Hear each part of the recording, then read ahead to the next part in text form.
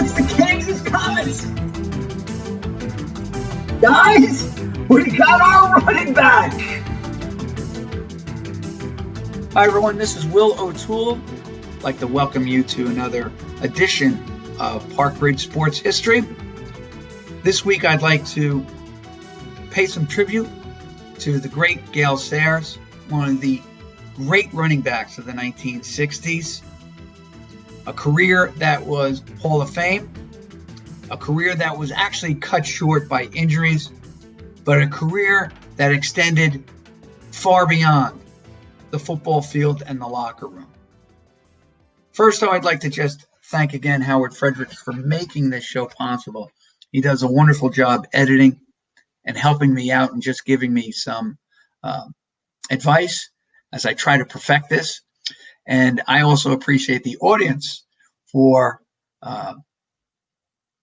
all of my quote-unquote glitches and all of, let's say, anything technical maybe going awry.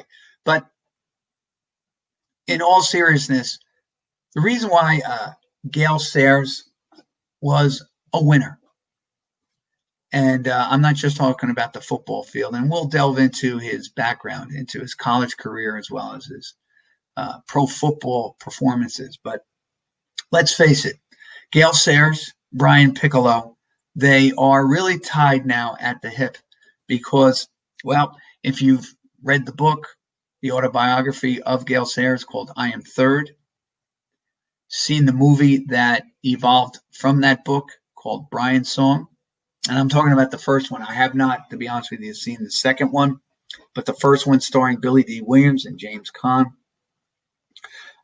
For those who aren't aware of Billy D. Williams, you'll know him, our younger viewers, as Lando from the Star Wars franchise movies, and James Caan, of course, Sonny from Godfather, probably his best role outside of this one. Now, this one, I know he doesn't get a lot of credit for, but it was a made-for-TV movie, but I think it's an underrated picture nonetheless, and for sports movies. And I'm not a big sports movie guy. I know that sounds funny. In fact, another great movie that I don't think really gets its due stars Michael Moriarty and Robert De Niro in Bang the Drum Slowly. De Niro playing a Southern person, a Southern catcher, kid from the South, Deep South, not too educated, just loves playing baseball. And he, like Piccolo, diagnosed with cancer. And the special relationship that evolves in the Bang the Drum Slowly between Michael Moriarty, the star pitcher of the New York Mammoths, and Robert De Niro, kind of a mediocre catcher, but good friend of the pitcher. Or that's how it evolves. In real life, that actually occurred. And just to give you the background of this, and then we'll do a little bit of football with Gale Sayers because going over his career is quite interesting. But Piccolo and Sayers both came into the league almost the same time. Sayers was from the University of Kansas. Piccolo was from the basketball conference at the time, the ACC. He went to Wake Forest. They both arrive on the scene.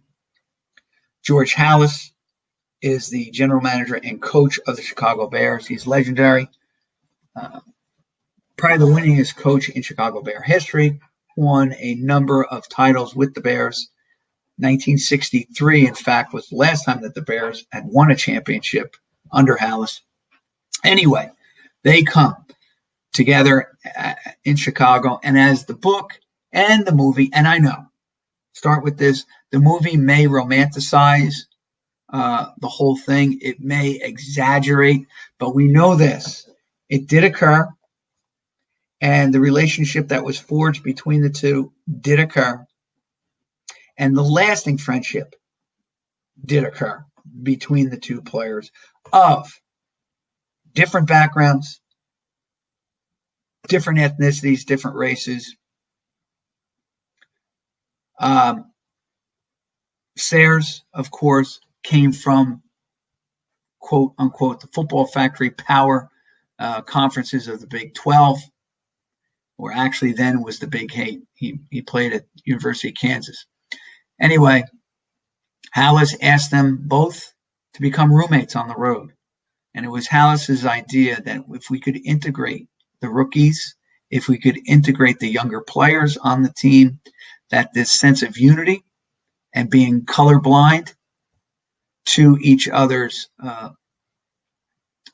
color, skin color, race, would really help to cement and make the team, unify the team and make it as one and make it into a championship team.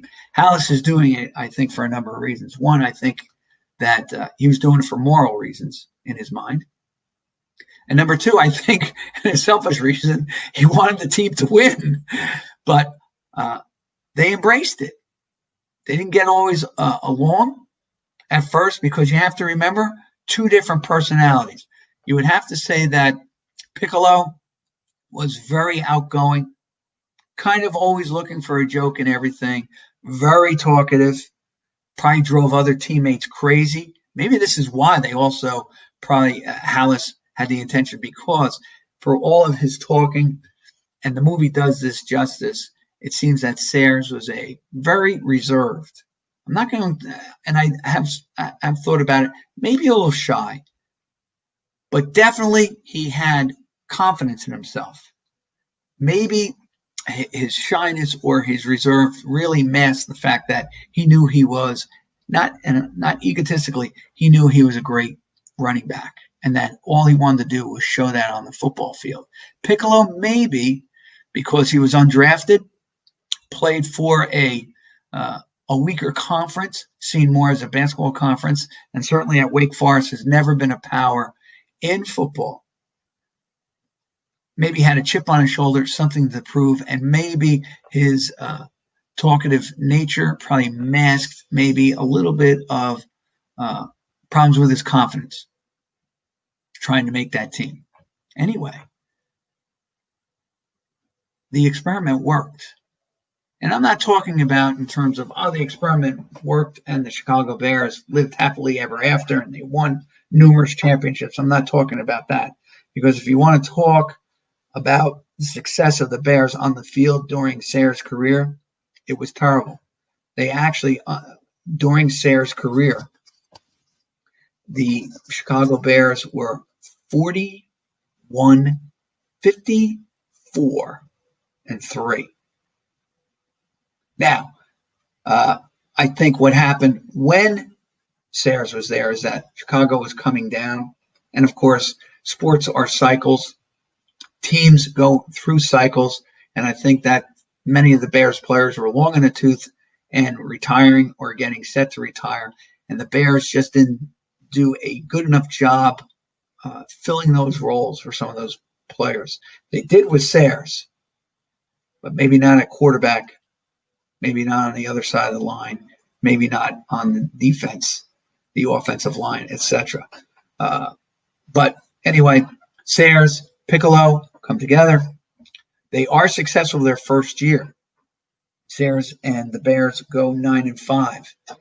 The year before they were only 5-9. So it seemed like Sayers, and he was Rookie of the Year, or what they call AP Player of the Year or Offensive Player of the Year. Sayers in 65 ran for 867 yards with 14 touchdowns. And I'll get into that in a second. Lots to do here. You got to remember, when I'm doing this show, I have an idea. I usually stick with it, but I also want you to see it as this. We're at our favorite diner, and we're talking sports. And there are so many things that come into your mind when you're talking sports that sometimes you do go off on a tangent. I'm not ashamed to say that. I do go off on tangents because one thing reminds me of another. All right. If you're in your favorite watering hole, the same thing happens.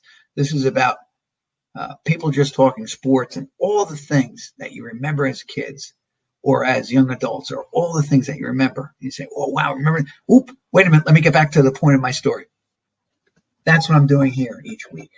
Sayers, though, in 65, ran for 14 touchdowns, ran for 867 yards. Interesting thing is that Sayers is I'm going to call him the Rookie of the Year. The MVP of the league is Jimmy Brown. Now, what makes this interesting, and here's a great trivia, is that it's the only time that you have two Hall of Fame players, both running backs, who both averaged better than 5 yards per carry for their career in the history of the NFL. So both players, I know it's long and detailed, but they both averaged over 5 yards a carry for their career. Do you realize when I was looking this up, there's only 10 players that have done that. 5 are in the Hall of Fame. 5 of them, great players. All 5 very talented. Their names, Joe Perry, Marion Motley, one of the first African Americans to be integrated into the game, into the NFL. Joe Perry, as I say, played for San Francisco in the old American Football Conference, along with Baltimore and Cleveland. Then they come over to the NFL. Jimmy Brown, probably the greatest running back of all time. Statistically, in terms of MVPs, etc. I really don't think you'll get an argument from most people about Jimmy Brown as being the greatest running back of all time. And then, of course, you have Barry Sanders. And the reason I say Sanders is that here's the funny thing. Didn't realize this until I did my little investigation on this. Gale Sayers and Barry Sanders are both from the same town, Wichita, Kansas. Don't know if they both lived there their entire lives. I know that Sanders was from Wichita and Sayers was born there. Interesting thing, and this goes back now to their college. Sayers goes to the University of Kansas, hence the nickname the Kansas Comet. He averages better than 7 yards a carry in his college career. He gained in 3 years. Now, it doesn't sound like a lot in terms of yardage. He gained over 2,500 yards in his college career. So that's 800 plus a year. But recall, they only played 10 games a year in the colleges. And they didn't have the postseason and the bowl games like we do today. And in fact, many players, if you're going to the championship game today in the colleges, you're playing as many as 15, 16 games. Almost double what Sayers was doing back in the early 60s. Here's what I didn't realize. I didn't realize how good or successful the Kansas football program was in the early 60s. They had a coach by the name of Jack Mitchell, and he was very successful. No, they didn't win a championship, and they weren't in the same level as, let's say, the Notre Dames or the Michigans or the Ohio States, the Alabamas, or the USCs, or even their rival Oklahoma. But they had some very good years under Mitchell, to the point that he finished his Kansas career with a 91-44 record. Almost 50 games over 500. That's incredible. Why? Because take a look at where Kansas has been. I think the last time that they were really good was about 18 years ago when they were unbeaten and Missouri was unbeaten. And you have to give credit to the commissioner at the time or the schedule maker. But for some reason, they had them playing at the end of the year, and they put it at a neutral site, Kansas, Missouri. And they are rivals, don't misunderstand. But for some reason, they put it at a neutral site. I think they actually played in St. Louis. But Kansas wins the game. They go to a bowl game that year, big-time bowl game. But basically, that's been, the last time they've been part of the process of national contenders. Probably the only time in their career. Well, Mitchell in the early 60s was pretty good as a coach, 91-44. And to be honest, I didn't know too much about him. But I was reading into this. I saw some of the players on his roster. Now, Sayers comes up, and he just missed playing with a Jayhawk alum by the name of John Hadel. Now, why I loved Hadel so much And if you're a big football fan of the old AFL, you'll recall that Hadel, of course, played for the Chargers. Probably a very good, not Hall of Fame player, put up some very good numbers. I think had he taken either the Chargers or the Rams deep into the playoffs, or maybe even to a Super Bowl, you might consider him for the Hall of Fame. As it is, though, he lit up the field on Sundays because San Diego, just like the AFL, many of the AFL teams, they had high octane offenses because the league had specifically said, let's design this as an offensive league. So they limited some of the things the defense could do. And they accentuated some great talent in the old AFL, one of them being Hadel. But here's my point with Hadel. He goes from Kansas, plays with the Chargers. He's number 21. And the reason why I think that really resonated with me as a kid is that most quarterbacks are numbered from obviously 1 to 19. They've made the new rules on that. But for the most part, they were numbers like 12 or 19 or 15 because people that come right up, quarterbacks, 12, Namath, Staubach, 15, Starr, Earl Morrall. Number 19, of course, Johnny U. And then maybe the little lower numbers like number 9, I immediately think of Sonny Jurgensen. But 21, he was the only one with number 21. And what made it even more ironic and fascinating to me was that one of his favorite targets with the Chargers was wide receiver and Hall of Famer Lance Allworth, who was number 19, a great wide receiver who does win his Super Bowl when he gets traded to the Cowboys. And he basically replaces another Lance Rensel. Always got them confused. And then I realized, oh, wait a minute, Rensel was married to Joey Heatherton, who was the actress, Hollywood celeb. Lance Allworth, though, was the great wide receiver for the San Diego Chargers, and he was nicknamed Bambi. So anyway, here we are off on that tangent. Sayers, 65, his first game is with San Francisco or against San Francisco. And why I say that is because they meet San Francisco later on that year, where Sayers probably has arguably the greatest game in the history of all running backs. He scores 6 touchdowns, 4 on the ground, rushing the ball, 1 in the air, touchdown reception, a pass, and then 1 on a punt return. The only thing he missed was a kickoff return, unfortunately. But San Francisco didn't score all that much that day. They got beat 61-20, and it wasn't even that close. And the funny thing is about Sayers in that game, he rushed and caught passes and accumulated over 200 yards doing that. Plus, he totaled another 130 on 5 punt returns. And the reason I think this is incredible is that where have you seen 5 punt returns by a team in a game lately? Most punts are not returned because the kickers today are so, and this goes with the evolution of the game, there's such better kickers today. Even kickoffs, the majority of them seem to land in the end zone, so you bring it out to the 20, 25 rather, and then you start. College, same thing. You can fair catch a kickoff at your 5, and it is put at the 25 to start. And this is all done for safety. And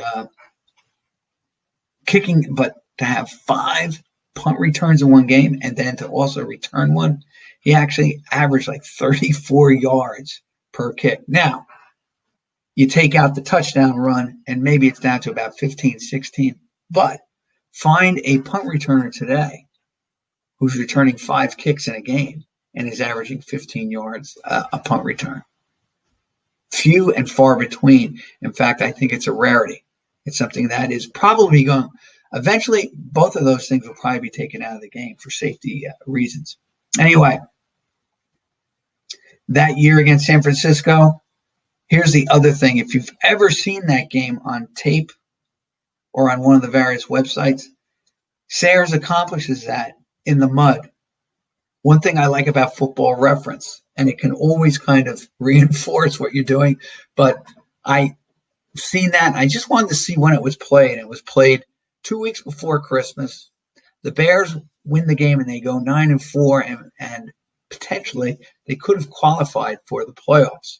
But unfortunately, they lose the following week to the Vikings, and the season is over. But that field was extremely muddy. And when I say muddy, they had layers upon layers of mud on their uniforms, the kind that you just always love to play in. I always think of, remember that Little Rascals episode where they play football and everybody runs right into the mud and they have to get their, have to go to laundry to get their clothes washed. Anyway, Sayers runs one back, has 4 rushing touchdowns, and then a 6th one on a catch, and they just drive San Francisco into the mud, win the game 61-20. Following year, Sayers comes back, and this is the beginning of the end for the Chicago Bears for all intents and purposes, the late 60s and the early 70s, because they're really not good again. If anything, they're just mediocre.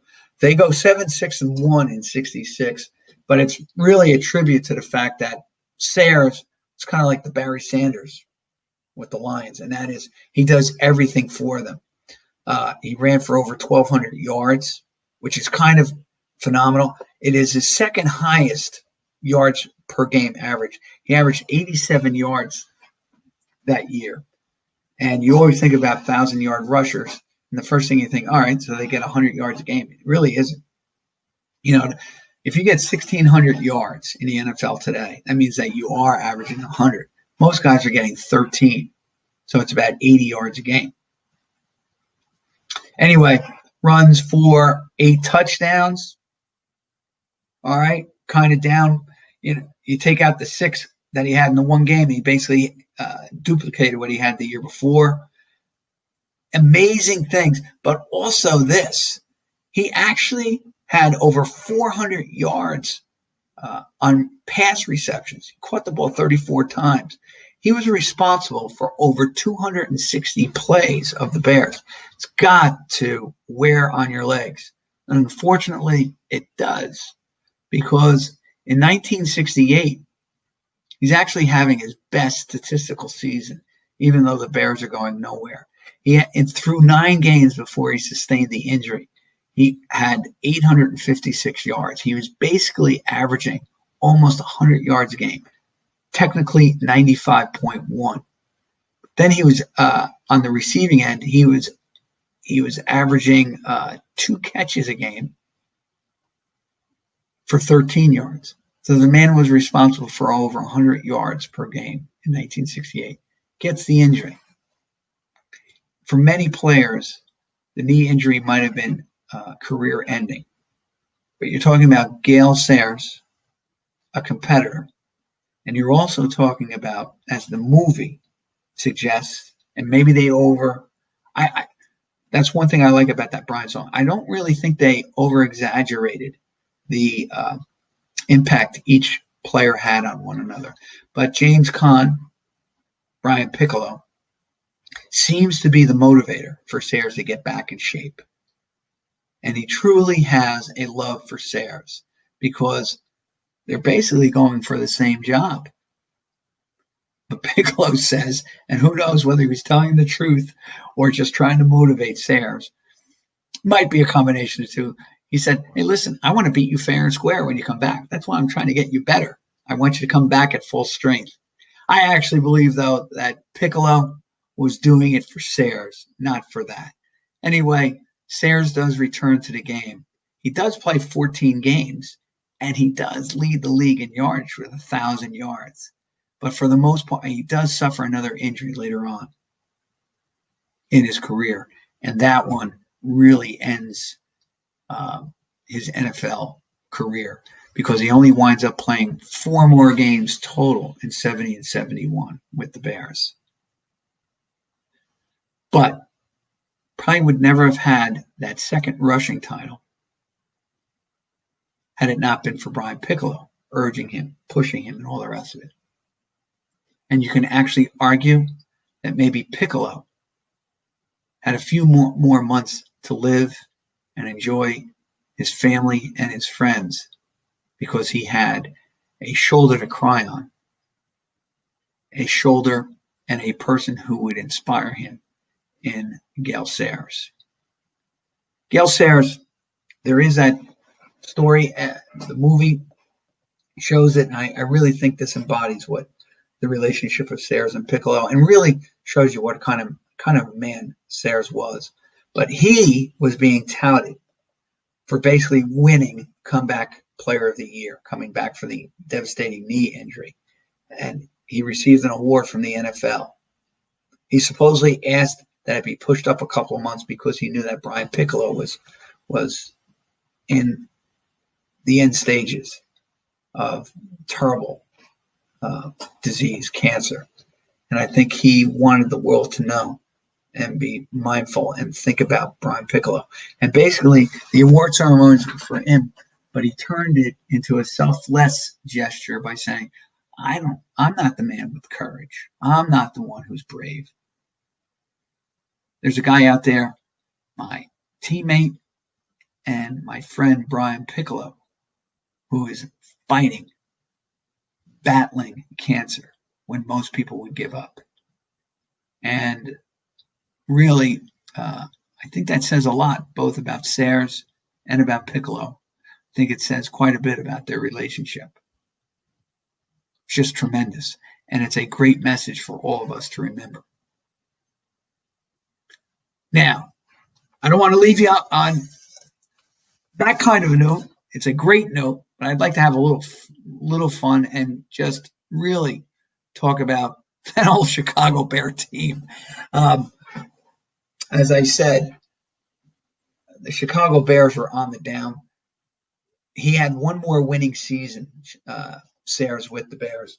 But how can I go away? I do want to show you this. Here's a great picture of the two of them. Now, this is just how I found it on the internet.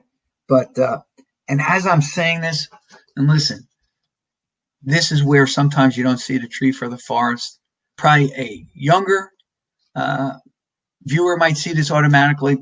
This just dawned on me. But just goes to show you the closeness of the players. Here's Sayers, number 40. Brian Piccolo, number 41. Things like that sometimes just dawn on you. I think there's symbolism there, how close they are, literally and figuratively. As I stated, Piccolo undrafted out of Wake Forest. Sayers coming from a football power conference, Kansas University. Here's, I think, what makes Gale Sayers so incredible is the fact that he wasn't built like Jimmy Brown. It's kind of more, it's a bad word to use because he seems to be a bit more agile than Brown. Brown was like a freight train coming at you. I think that Sayers, if you watch him run, he's more like a gazelle running around and escaping from the hunters, the predators, the middle linebackers. Brown took him out and took him down. I think Sayers is a little bit more. Sayers wasn't someone to mess around with. Take a look at the picture, the 3D picture. But I think pound for pound, very strong, but different players. He was only 175, maybe tops 190, and Jimmy Brown was over 200 pounds. Different running backs, got the same production and got the same results. By the way, this one, Kellogg's, the 3D picture. All right. The Kellogg's where they had a new, if you got the box, special one, they had a series of 3D football players or 3D baseball players, and you were supposed to collect. They had 75 of them. I never got the football ones. No, I'm sorry. I did get one football player. The great linebacker from Michigan State who played for one of my favorite teams, the Houston Oilers. If you recall a guy by the name of George Webster, I always seem to get his 3D card. But I love bringing up the 3D because if you have some of those, they have some value. And if you have the complete set, I think it was always 75 cards each season that they gave out. It's not going to buy you a mansion, but it's a pretty good buck that you have for that collection. So take good care of it. Sayers, just a great player. But I would be remiss if I didn't also talk about 1960s football without mentioning on the Bears, and you know where I'm coming from, the guy who embodied the monsters of the Midway, the guy who was George Halas's protege type of player, and that is Dick Butkus. And the funny thing is, I'm going to keep this up. This is his 3D card. It's not my favorite card. For some reason, I always remember Butkus being in the road uniforms of the Bears, and I always seem to like that better. And I guess it's because you can see the mud and the blood that much better on the white road uniforms for Chicago. The Bears uniform, both the road and the home uniforms, especially during the 60s, were beautifully designed because it was simple. There were some stripes that were part of NFL lore. It seems like the NFL always has stripes or piping or whatever, but the 60s had the striping along the shirts, and I love the numbers. That 1 is so simple, and the 5 so simple. And what makes it nice is that the orange, which I love, I tell them, Park Ridge sports followers, orange is one of my favorite sports colors, but they use the orange so effectively as a highlight around the numbers. Looked really nice. But this is Butkus. He embodied 1960s football, probably like no other for you Chicago fans. And of course, this is Butkus as he let his hair grow. He got mod. I have to show you this one. This is Dick Butkus, as you remember, with the crew cut. I am not making fun of Dick Butkus. I don't want him chasing after me, but these cards do reflect a certain. I'm almost convinced that the cameraman, the photographer who took these shots, always had some fun with it as well. That he always got them maybe on the bad side. Always got them with their hair not really perfectly groomed, or looking in an odd way, or a facial expression that was different for some of them. Well, Dick Butkus, and actually this is a 3D card too. There's his 3D card. But this is what you remember the most about Chicago Bear football and football in general in the 1960s. I picked this one out specifically because 1960s, not too many people, color TV was a rarity in my neighborhood. There's only a couple of people who had color TV. In fact, we didn't get one until, I don't know, I was a junior in college. We were looking at black and white sets for all that time. This, though, is very effective as a black and white photograph.